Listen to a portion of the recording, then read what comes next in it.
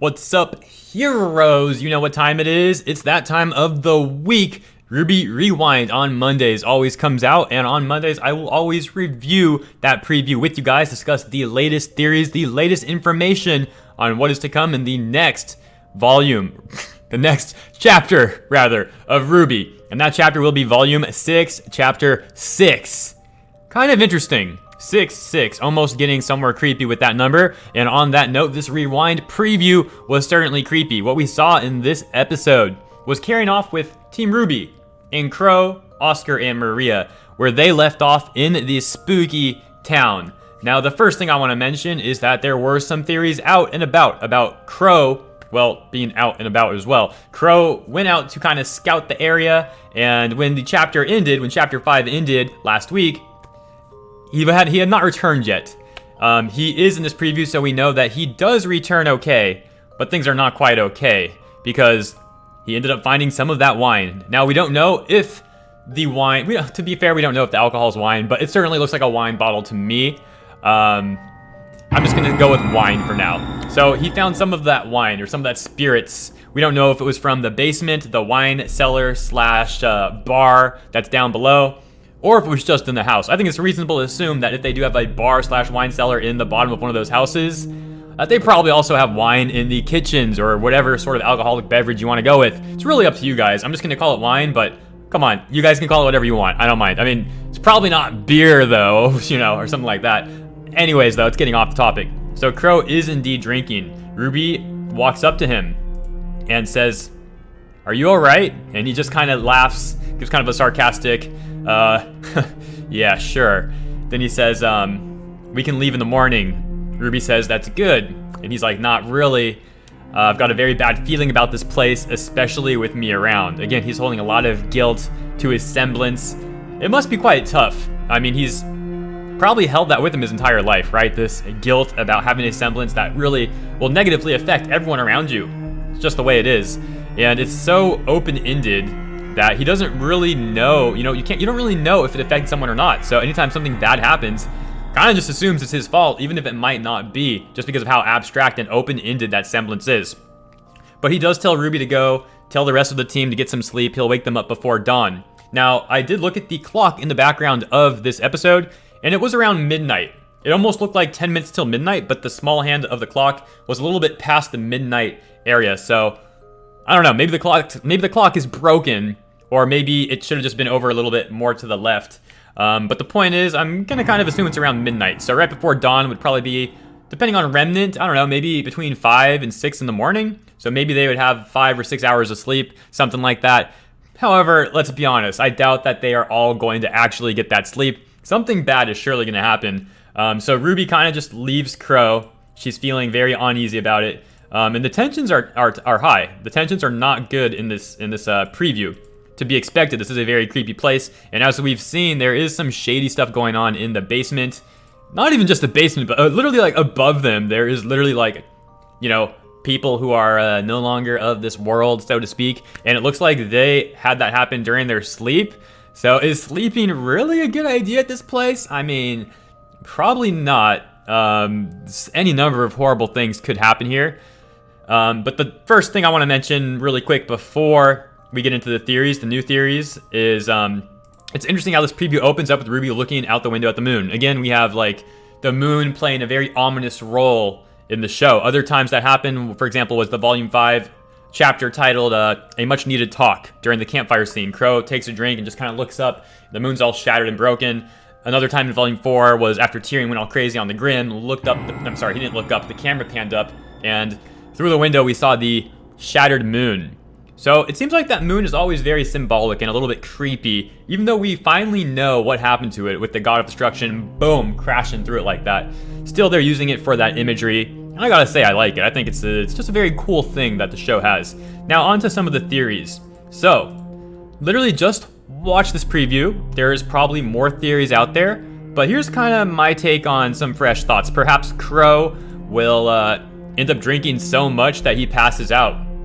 And then whatever bad thing will happen will occur while everybody's asleep. And obviously then it would get the jump on them, and who knows exactly what would happen from there. Following up with some of the older theories of Volume 6, Perhaps Crow will actually get abducted. Perhaps he'll pass out by that window he's sitting at, and some creepy Grimm will come from the basement. The arms will come up and abduct him. Seems possible.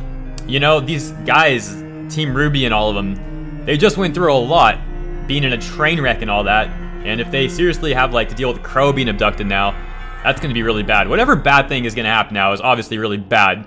Just the fact that they're in this creepy place after being in a train crash and being derailed and all that stuff is pretty freaking intense, I'm going to be honest. Other theories, like I mentioned, you might have heard these ones. These ones are not new as of this preview, but perhaps the Grimm feeds on people when they're asleep, kind of like the Pokemon like Haunter, right? Dream Eater and all that stuff, you know, with the tongue, like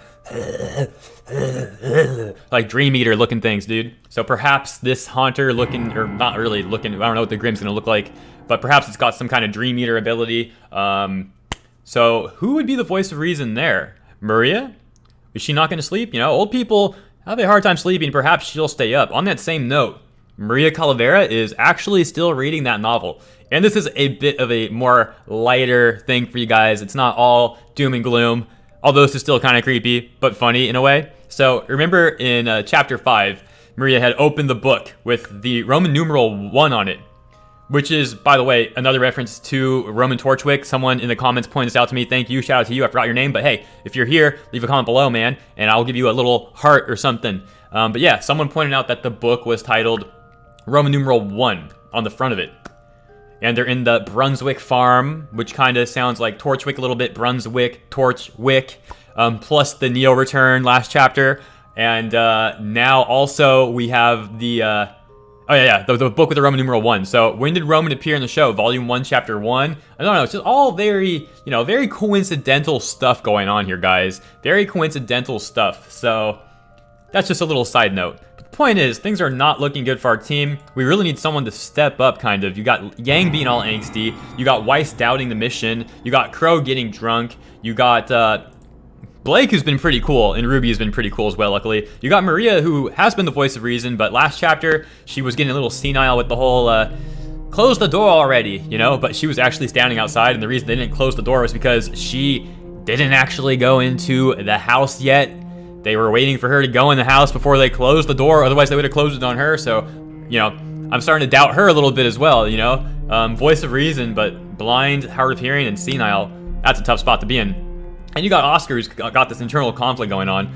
All around, the group is not in good shape right now. And Crow is, the senior huntsman here who probably should be looking out for these kids, and he's doing his best. But getting drunk, I don't know, man. Could be a tough spot to be in. I don't blame him for it, though. He already had drinking problems, and with all the recent events, surely he needs to drink even more. But alcohol is a depressant. It's probably only going to make his emotions worse, and that will attract a Grimm, not even including his semblance at all. So, it's very bad. And Crow's not the only one being negative there. Like I said, Yang has been very angsty, and Marie even called her out on that, saying that her negativity is not good, and that could attract the Grimm. So, definitely the Grimm are going to get attracted. Keep in mind, if there is Grimm in the cellar, the only people in this ranch or whatever have been long since passed away. So they haven't had any negativity to feed on. And now they are certainly getting a healthy dose of it. They might want to see what's up. They might go in for a taste and then go in to finish dinner. You guys know what I mean?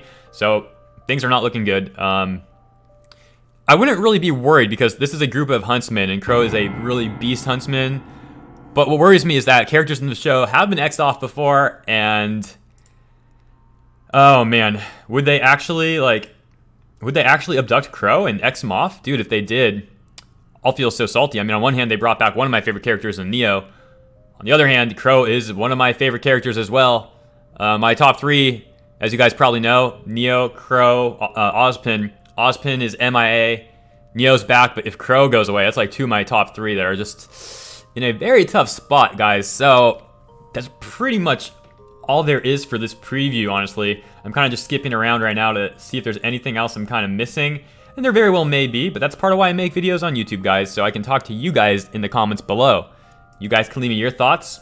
I'll take a look. I'll get back to you, but I'm not done just yet. I did want to mention that clock one more time. So traditionally, the worst time of the morning or night or whatever it is, the worst time of the day, and by day I also mean night, to like be awake and in a spooky place is 3 in the morning. 3 in the morning is traditionally like the witching hour, like the real witching hour, like the freaking bad stuff comes out at 3 in the morning. So when I saw the grandfather clock that was at closer to midnight and not 3 in the morning, that was at least a little bit of a good thing. But we'll see how this all plays out, guys. And how do I know that? Well, I read a lot of no sleep articles, no sleep stories and stuff like that. And it's just trust me on that one, guys. And some of y'all probably already know that already. With that said, I'm going to be ending this news update on RWBY Rewind. If you enjoyed this content, consider donating directly through Streamlabs, a link down below for a one-time donation. Or if you'd like to sponsor this content, sponsor my channel, consider becoming a Patreon over on Patreon. And you'll get access to my reactions up to a week early. My Volume 6 Chapter 5 reaction is already up there, so I'm sure you'll enjoy that. And there's other cool perks as well, depending on the tier that you pick, so consider doing that. And if you can't, well, your assistance is still much appreciated by hitting that thumbs up button, subscribing if you're not, and turning on notifications. And if you, yeah, I already said that part. All right, guys, sorry. This whole thing has me very kind of creeped out. I'm sorry, guys. I'm gonna end this here before I start creeping you guys out even more. Okay, guys. I'll see you next time.